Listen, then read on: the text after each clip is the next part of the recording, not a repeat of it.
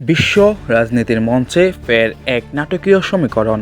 একদিকে ইরানের রাজপথে জ্বলছে বিক্ষোভের আগুন, অন্যদিকে পর্দার আড়ালে শক্ত অবস্থান নিচ্ছেন তার ঘনিষ্ঠ মিত্ররা। উত্তর কোরিয়ার কিম জং উন ও রাশিয়ার প্রেসিডেন্ট ভ্লাদিমির পুতিন দুজনেই যেন একই সুরে কথা বলছেন। বার্তায় স্পষ্ট, চাপ, হুমকি কিংবা নিষেধাজ্ঞা কোনো কিছুতে তারা পিছু হাঁটবে না। উত্তর কোরিয়ার সর্বোচ্চ নেতা কিম জং উন মানেই বিশ্ব রাজনীতিতে উত্তেজনার ঢেউ, অস্ত্রের গর্জন, ক্ষেপণাস্ত্র পরীক্ষা, সবকিছুর মাঝেই এবার তিনি দিলেন এক বিস্ফোরক রাজনৈতিক ঘোষণা। কিম জানিয়ে দিলেন রাশিয়ার প্রেসিডেন্ট ভ্লাদিমির পুতিনের যে কোনো নীতি ও সিদ্ধান্তের প্রতি তার সমর্থন থাকবে নিঃশর্তে। ইয়ং এর বাসায় এতে কোনো শর্ত নেই, কোনো আপোষ। কিমের এই কথা যেন আরেক বার্তাও দেয়, রাশিয়া বরাবরই ইরানের প্রতিবন্ধী সুলভ, এটা অনেকটা ওপেন সিক্রেট, তার প্রমাণও বহুবার দিয়েছে রাশিয়া।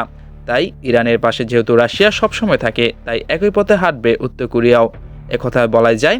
রাষ্ট্রীয় সংবাদ মাধ্যমে কোরিয়ান সেন্ট্রাল নিউজ এজেন্সির বরাতে জানা যায়, পুতিনকে পাঠানো এক চিঠিতে কিম জং উন স্পষ্ট ভাষায় লিখেছেন তিনি রুশ প্রেসিডেন্টের সব সিদ্ধান্তকে সম্মান করেন এবং সর্বাত্মকভাবে সমর্থন করেন। কিমের কথায় আপনার এবং আপনার রাশিয়ার স্বার্থে আমি সবসময় আপনার পাশে থাকতে প্রস্তুত। শুধু তাই নয়, তিনি জোর দিয়ে বলেন এই অবস্থান সাময়িক নয়, এটি স্থানীয়, চূড়ান্ত এবং অপরিবর্তনীয়। চিঠির ভাষা কেবল কূটনৈতিক বদ্ধতার মধ্যে সীমাবদ্ধ নয়, এখানে রয়েছে আবেগ, আদর্শিক ঐক্য। কিম লিখেছেন পুতিনের সঙ্গে তার সম্পর্ক প্রকৃত কমরেড সুলভ। তিনি বলেন এই বন্ধুত্বই তার কাছে সবচেয়ে মূল্যবান এবং সবচেয়ে গর্বের। আন্তর্জাতিক রাজনীতির শীতল কূটনৈতিক ভাষায় এমন আবেগঘন বার্তা খুবই কমই দেখা যায়। এই জোটের প্রথম ঠিক সেই সময় চোখে পড়েছে যখন তাদের আরেক মিত্র ইরান ভয়াবহ অস্থিরতার মধ্য দিয়ে যাচ্ছে। ইরানের একের পর এক কঠোর পদক্ষেপ নিচ্ছে সরকার। প্রথম ইন্টারনেট সংযোগ বিচ্ছিন্ন, এরপর মোবাইল ফোন সেবা বন্ধের পথে। তেহরান সহ বহু এলাকায় হঠাৎ করে উধাও হয়ে যাচ্ছে নেটওয়ার্ক, ক্রমে বাড়ছে উত্তেজনা। টিআরটি ওয়ার্ল্ড জানিয়েছে শুক্রবার থেকে ইরানের বহু শহরে মোবাইল নেটওয়ার্ক কাজ করছে না, ফোন কল যাচ্ছে না, বার্তা আদান প্রদান বন্ধ। সরকারিভাবে কিছু না বললেও বাস্তবে দেশটি এখন কার্যত যোগাযোগ অবরোধের মধ্যে। এই জীবনযাত্রার ব্যয় বৃদ্ধি প্রতিবাদে প্রথমে তেহরানের গ্র্যান্ড বাজারে ব্যবসায়ীরা রাস্তায় নামে।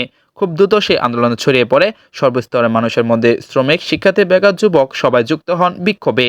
টানা 12 দিনের আন্দোলন 8ই জানুয়ারির রাতে ভয়াবহ রূপ নেয়। রাজধানী তেহরান সহ বিভিন্ন শহরের হাজার হাজার মানুষ রাস্তায় নেমে আসে। স্লোগানে মুখর হয়ে ওঠে রাজপথ। ক্ষোভের তীর সরাসরি সরকারের দিকে। মানবাধিকার সংস্থাগুলোর তথ্য অনুযায়ী এই বিক্ষোভে এখন পর্যন্ত অত্যন্ত 38 জন নিহত হয়েছেন, আহত হয়েছেন আরও বহু মানুষ। তবে যোগাযোগ বিচ্ছিন্ন থাকায় প্রকৃত সংখ্যা আরও বেশি হতে পারে বলে আশঙ্কা করা হচ্ছে। এই পরিস্থিতিতে আন্তর্জাতিক রাজনীতি উত্তপ্ত। যুক্তরাষ্ট্রের প্রেসিডেন্ট ডোনাল্ড ট্রাম্প হুঁশিয়ারি দিয়েছেন, ইরান সরকার যদি বিক্ষোভকারীদের উপর হত্যাযজ্ঞ চালায় তাহলে যুক্তরাষ্ট্র সরাসরি হস্তক্ষেপ করবে এবং শক্তিশালী হামলা চালাবে। সব মিলিয়ে এক জটিল সমীকরণ। একদিকে ইরানের রাজপথে ক্ষুদ্র জনতা, তাদের উস্কে দিচ্ছে পশ্চিমারা।